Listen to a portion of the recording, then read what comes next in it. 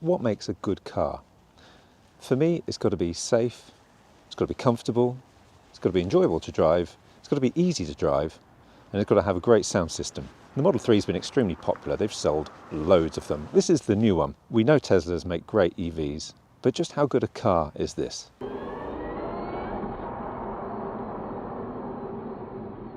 Let's look at the design first then. I think it looks much better than the previous one.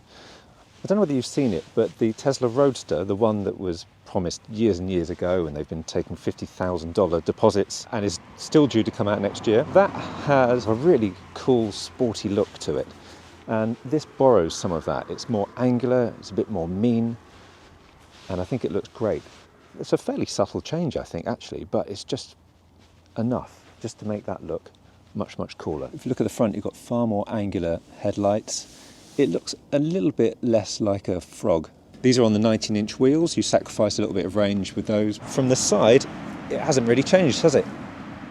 Looks pretty much the same. Then you've got the three-quarter view. And at the back, the main thing again is the lights. And we've got Tesla all spaced out. It's absolutely filthy. Sorry about that.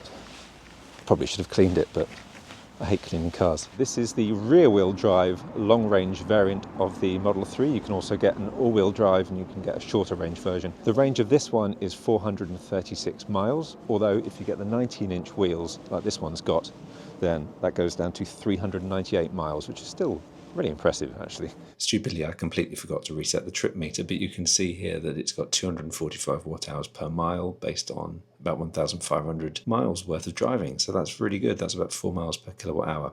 Especially good given that this was in winter when I filmed it. Let's have a look in the boot. Now, I'm going to put up the measurements on screen, and you do also have all of that down there. It's a surprisingly good boot. You wouldn't think it, but it is. I do wish it was a hatch, and if you have a dog, then you'll definitely wish it's a hatch if you put your dogs in the boot. Obviously, you can't talk about a Tesla without talking about the infotainment screen, since there's really very little else. So here's your main view. You've got a fancy 3D Tesla that you can spin around. You can click that to open the back, and you can click that to open the bonnet. You've got these little cards down here. These show you your trips, tire pressure, and the whatever music you're listening to at the moment. If we slide over that way, you can navigate wherever you want. If I click up there, you can set your home and set your work, of course. But the one I always like to do this as a test. Let's say we wanted to go to beautiful Edinburgh in Scotland. So at the moment, with 122 miles and 34% battery, it's telling me I'll have to charge 3 times, 17 minutes, 9 minutes, 21 minutes to get up to Edinburgh, which for such a long journey would be absolutely fine for me, really.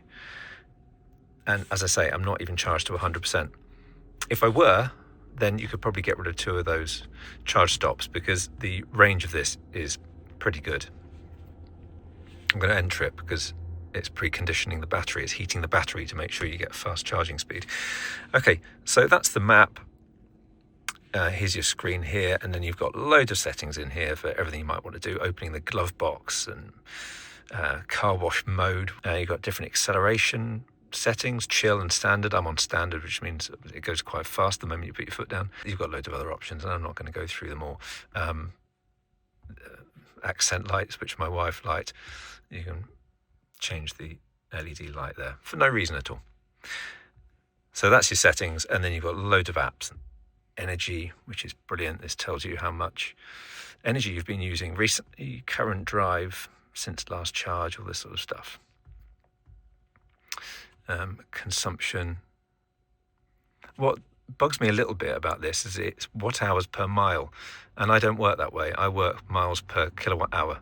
So it's annoying. I don't think there's any way of changing it.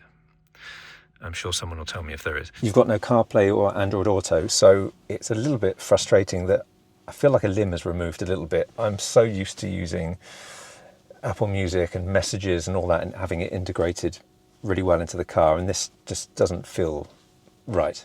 You know, it doesn't feel right for me anyway, because I'm so used to CarPlay. Spotify as standard. You've also got Apple Music. This is what the interface looks like. It's all very neat. I mean, really, the design of all this is lovely, I think. If I ask this to play my favourites mix, for instance, it doesn't work, and it ordinarily would. It certainly would in CarPlay. Play my favourite music on Apple Music. And all that's doing is literally just playing the song that I was listening to just now. So it's little things like that that make it a little bit frustrating, I suppose. However, if you're connected with Bluetooth and your phone is obviously connected to the car, then it means you can use the car as a speaker. So you could just tell Siri to play your favourite music that way, for instance. So it's not like it's impossible, but I like to have stuff all integrated. A lot of people would say that the Tesla interface is far better than CarPlay and all the rest of it, but I just like CarPlay. Personal preference, I suppose. Also, what this means is you are stuck using the Tesla mapping system. You can't use Google Maps, Apple Maps, or Waze, or whatever else. So it's frustrating, but I understand why, because it's so well integrated into the supercharger network that you could also argue, why would you want to use any of those? But I just prefer the way that Apple Maps, for instance, displays. I think it's a nicer sat-nav. And this just feels a bit too zoomed out for me. I would rather it was a bit closer, or it gets closer anyway, as I'm approaching junctions and things like that. So going around a complicated set of roundabouts in a town, for instance, I found this just a bit too far out. I couldn't really see where I was going properly. Again, feel free to complain and say that it's just me being rubbish. Maybe it is. If you go up here to charging, you can see that it does show you some other chargers that aren't Tesla superchargers. This is really good, and it's a fairly recent update, I believe. It tells you what sort of power you can get. I think it just shows on here if it's a reliable charger and if people have been able to charge there okay. What you do see on here is just how cheap Tesla superchargers are for charging. There you can see 39 pence per kilowatt hour, and there are 9 available. Supercharger at Gatwick, though, this is at the GridServe electric forecourt. It's still cheap, but you have to wait. There's a little clock icon that says that you'll have to wait if you get there, so there might be a bit of a queue. And in fact, it's the same for both chargers at Gatwick. You can see the price is a little bit more here, so it is variable pricing, but really a lot of them seem to be 39 pence per kilowatt hour, which is incredibly cheap. It's like what it used to be in the old days, before prices went silly everywhere. So there are people that would buy a Tesla purely for the supercharger network, because you are almost guaranteed a charge, although you can see that you have to wait a couple of times in Gatwick there. You're almost guaranteed a charge, and it's incredibly cheap. I've been driving EVs exclusively for quite a few years now, and I have done a lot of public charging, and nothing comes close to the ease of the Tesla experience when you factor in not just the fact that the sat-nav tells you where to charge and it knows how long you have to be there, and it'll precondition the battery, all this sort of stuff, which a few other EVs do now. Preconditioning is not something that's exclusive to Teslas, but it's still, you do have lots of exclusive superchargers, and the whole just plug it in, don't have to do anything with payment or anything like that, it's all automatic, it's all very good. It just means that Tesla is still the best when it comes to the ease of long journey, I would say. It's not to everyone's taste, but I do, I love the fact that it's so minimalist. It looks very cool, I think. Too minimalist in this area, but I'll get onto that in a second. So you've got the big iPad-y style screen, really big bit of glass, visibility is fantastic. Down here, you've got both of these are wireless chargers. If you use a physical Tesla key card, then you would put that there. Ignore that, that's my little remote. But there's really not very much else to talk about. Cup holders there, that's all pretty deep for storing stuff. You've got a cigarette lighter, whatever you call it these days, 12-volt socket there. And if I look in here, so you've got one USB-C socket and pretty decent space. And then you push that like that. It's quite neat. But this is the issue. The main thing that people talk about with the new Tesla Model 3 is the lack of stalks. You don't have any stalks. You don't have stalks for indicating, you don't have stalks for changing gear, you don't have stalks for the lights. It is all done with the buttons on here. Now, how is that? I've been driving this for a week, and at first I hated it, and then I kind of got used to it. But all it takes is getting to a roundabout with the steering wheel upside down like that, and I hate it again. It drives me absolutely nuts. So most of the time, if you're driving on the motorway, it's absolutely fine, of course. You just go in between lane, and in fact, the buttons are quite nice, I think, for doing that. But I just find that it's it's just not a comfortable way of driving a car. Having no stalks. Stalks are there for a reason. They're really good. So I just don't like it. And I know there are people that are fine with it. Some people say it's better than stalks, just having these buttons. I don't get that at all, but great that some people like it. I did a poll on Twitter and I did a poll on Threads. So that's a good cross-section of Tesla owners or people that would have driven Teslas. On Threads, they tend to be quite an anti-Elon Musk group. On Twitter, or X, sorry, that's a very pro-Elon Musk group generally. So I thought that'd be a good cross-section. Now, overwhelmingly, people thought the lack of stalks was either awful or okay. Very, very few people said it was actually better. So it's not just me. I just don't like it. It feels like a step backwards. And I'm going to try to illustrate why. Okay, so if you're driving along at the 10 to 2 position like this, then to use stalks, you can just flick down. You can keep your hand in roughly the same position. Flick down and flick up. Flick down, flick up. So easy. And same, of course, on the other side. But with this, you have to move your hand position and then indicate. Now, if the left indicator was up here, if there was a button up there, obviously it wouldn't look as cool, but if it was up there, that would be fine because you can keep your hands in the same position. So left button for left, right button for right, and then you can flash and do your headlights with that, and do your wipers with that. But, okay. So remember that, left for left, right for right. Makes sense, doesn't it? But now, you're doing the third or fourth exit on a roundabout. Your steering wheel's completely upside down. The stalks, ordinarily, would still be there. Okay? But they're not.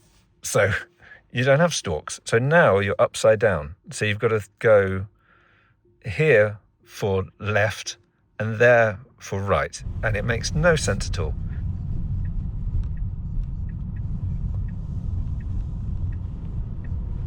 Fine if you're doing a roundabout, you're going straight over or going left or even just, second exit over that side or whatever, it's fine. But it falls apart, really, when the steering wheel is like that or like that. It's just ergonomically disastrous, I think.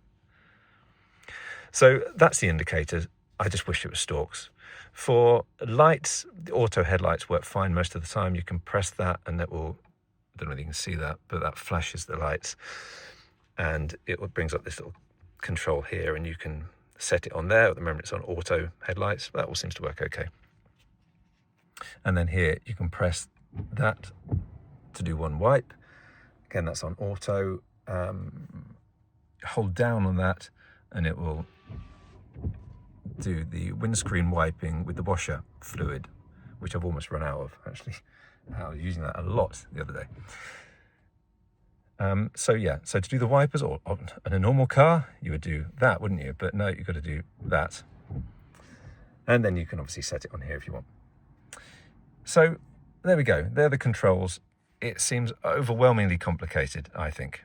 So that's the indicator, lights, and windscreen wipers. What about changing gear? Now, changing gear is something, in most EVs that I've driven, changing gear is either on a stalk that pokes out near the steering wheel, or it's down here in the Leaf and then the e-Niro, it's down here. So left hand, I can change gear easily with that. On here, it's not, again, because there's no stalk to do it, as there was in other Teslas. So now you have to do it on screen. The Tesla will guess for you and it'll try to put you in the right gear. Park and reverse neutral drive. If I put my foot on the brake, it then comes up with that. And then you go into reverse, or tap that for park, or to drive. Imagine you're in a car park and you've got people behind you, and I get easily flustered when I'm in a car park anyway, and I don't want to annoy anyone. So I find I just fall apart with it, and it drives me crazy to the point where actually that annoys me more than the indicating on roundabouts. And I had to do something like felt like a 10-point turn. It wasn't that many, but I had to do a really irritating maneuver to try and get into a charger the other day. And I was doing that, up, back, where ordinarily you would just, be a bit more relaxed, do it on the stalk or do it down here, it doesn't matter, but it's just trying to do it on a screen when there's no haptic feedback. It's just not, it's not as good. I like buttons. And this has always been a little bit of my problem with Teslas, because you're so reliant on the touch screen. Some people take to it like a duck to water, and I don't. I prefer buttons. I prefer buttons for climate controls, and I prefer buttons for indicating and lights and changing gear. All the main stuff that I feel should be easy in a car. I don't want the car to second guess me. I want to be able to tell it what to do. These are basics of driving, I think. And you can tell I'm a little bit bothered by it.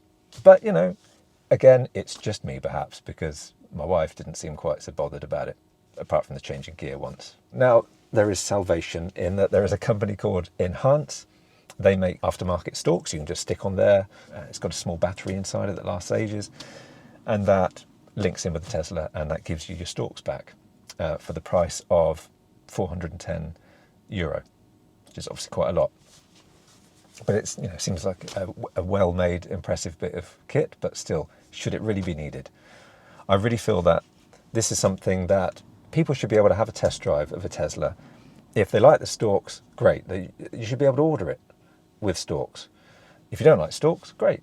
Maybe it's a bit cheaper, but still, it's a frustrating thing that I don't know why they've done it. We're not all in America, you know. We have roundabouts. We have irritating parking spaces that are tiny, and you know, for Europe it just doesn't seem right to me. Anyway, okay, I think that's the end of my rant for this. Let's get in the back. In the back of the Model 3, it's pretty comfortable, although your legs aren't massively supported here.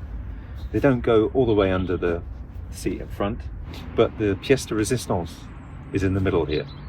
This screen here in the back is absolutely brilliant. Passengers in the back can do the climate control. There's heated seats in the back, and they can adjust that easily using the screen. They can move the seat in front. You've got the music, which obviously controls the music in the front, but you can connect your own Bluetooth to it, and you can select your own music, I believe. You've got Netflix, YouTube, Twitch, and loads of games, and you've got some easy settings here as well that you can add your Bluetooth devices. So all of this is wonderful for passengers. Not only that, you have 2 USB-Cs down there. Anyone sitting in the back is going to be very, very happy, really, because the panoramic roof is beautiful. It's wonderful. My daughter loves it. My daughter would get this car really just for the glass roof. Obviously other cars have that as well. It's not unique to Teslas at all, is it? It's a wonderful thing. And you've also got a coat hook there. Cup holders on the armrest in the middle there. I wouldn't complain. I think it's quite good in the back here. And that screen really is fantastic. It's much nicer to drive, at least in terms of suspension and the refinement. It's much nicer than the old Model 3. I wouldn't say it feels luxury, but it certainly feels much more premium. What I haven't done yet is turned on autopilot. I'm always a little bit nervous about things like autopilot, to be honest, but I will try it soon, and we'll see how that is. My experience in the past hasn't been that great. It hasn't been any better than my Kia e-Niro. In fact, worse, I would say, because I remember it disengaging, and I also remember phantom braking, where it would just brake for no real reason. So, but that was a while back, and Tesla do so many software updates, I'm sure that's been fixed by now. Lane departure avoidance features unavailable. Features may be restored on next drive. And I've got the wiper going at the moment, and so to change that, it looks like I've got to click that, and then a menu comes up. Meanwhile, I'm not staying in the bloody lane because I'm faffing around doing this too much. So then I'll go down to auto and I'll see how it manages. And then, okay, I think that's done. Click, okay. So now I'm on auto, it's a bit more frantic with the wipers. The windscreen's awful, so I'm gonna hold down to clear it, and it's very nice. We've got these windscreen wipers that have the washer fluid inside, so it doesn't squirt up onto the windscreen, it squirts out of the wipers, which is nice. Generally the wipers haven't been too bad, but bear in mind that there's no rain sensor anymore, so it does it all with the cameras. And it doesn't seem to be able to distinguish between dust and rain, I've found, so it will just do that for no real reason. That said, I don't know why they just can't put a rain sensor, again, like every other car. And I know all these little sensors cost money, and they're trying to save money wherever they can, but I'm not convinced it's a better experience. So it's on auto at the moment, and it's the lightest drizzle, okay? And it's going very quickly.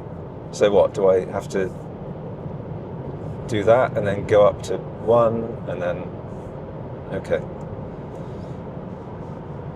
So yeah, so the auto wipers aren't great. I said I was going to try the autopilot, right? So let's give it a go. When I was in the Tesla showroom, the person that showed me very briefly around the car, they did say that they changed the setting. So autopilot, because autopilot used to be you would click twice down on the stalk on the right. And you would do once, you get adaptive cruise control, twice and you get autopilot. So he enabled it so it's twice, otherwise you could just press once. So I think I pressed that twice. Ah, here we go. Well, that took a little bit longer than I thought. Right, so it's now on autopilot, so it's actually driving itself, and we've got a very, very woke road it's given me here. Quite surprising, really. I would have thought Elon Musk would have done something a little more, well, a little less rainbowy, really. It is obviously regulating the distance between me and the car in front. And it is obviously steering, so I could take my hands off the steering wheel and it would still steer, but I don't want to do that for any length of time. Alright, so if I indicate to go in another lane, does it do it? Okay, yeah, so it's doing it automatically. But the big question with all of these driver assistance things is how comfortable you feel, how safe do you feel in it? And it's not like I ever feel, I never feel particularly safe, to be honest. I've only been driving for a few minutes on this, right? So far it seems fine. These buttons do make much more sense in the context of autopilot.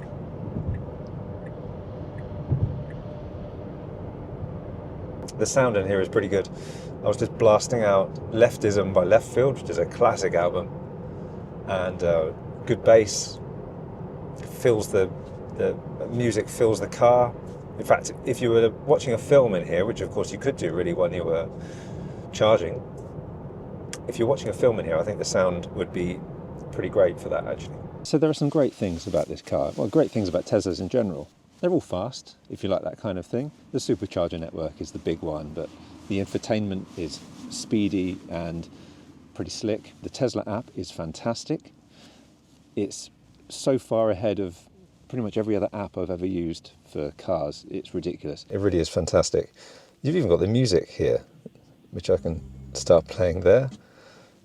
You can set it up as a phone key, which I actually did, and for some reason it's not working now, but you can also set up your watch, your Apple Watch, with it as well. And that means you don't have to use the little key card there. So you can go to controls and you can open it, open the charging flap and all that kind of thing, beep the horn.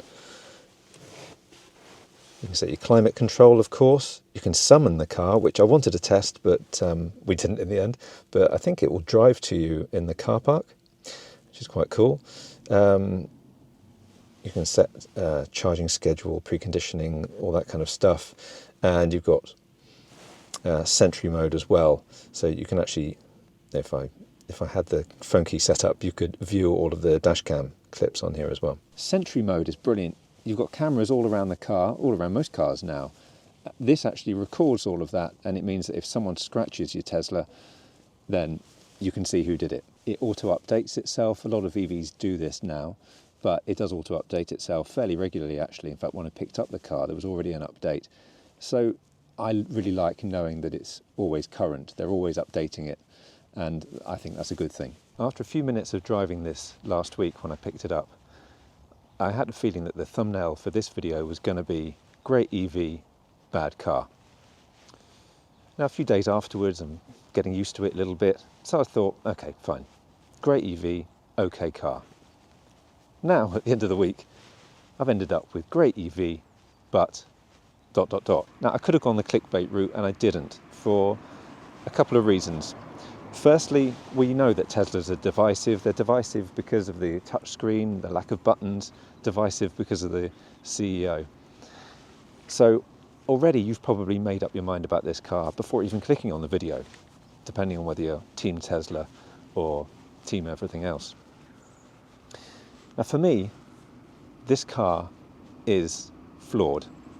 And I'm not happy about that because there's so much to like about it that it's really frustrating. There is so much amazing stuff in this car, and they've improved it enormously from the previous Model 3. That I just feel it's a bit of a shame, really. It feels like a missed opportunity. If this had stalks, it would be so easy to recommend this car. Is it a good car? It's yes and no for me. It's fun to drive, it's fast, it holds the road nicely, it's very efficient as well, of course, and it's so much better than the previous one, I think, in just the suspension, just the way it drives, handles really well. But the moment you get to a roundabout, it falls apart for me. So is it safe? Yes. Teslas are incredibly safe cars. There was a Model 3 that went off a cliff and everyone survived. In fact, if you spend any time on social media, you'll see people have crashes in them and then they say, thank you, Elon, for making the safest car in the world. So it's safe. We've ticked that off. Is it comfortable? Yes. I went on a long journey with it and it's absolutely fine once I did the lumbar support anyway. Has it got good speakers? Yes, it's great. I've been listening to music very loud and it sounds really good. Is it easy to drive? No. And this is my problem with it. It's too reliant on the touchscreen for me. I don't like the lack of stalks. And so for me, I feel like I'm fighting it all the time. I feel like every time I get to a roundabout, I'm dreading doing third or fourth exit. And maybe I'll get used to it eventually, but I don't feel I should have to. And I don't also feel I should have to buy some aftermarket stalks to stick on it. But that's my opinion. I would love to know yours. Let me know in the comments. And I hope you've enjoyed this video. Please press the subscribe button and the bell icon to be notified of other videos. And I'll be back very soon. Thank you very much. Bye for now.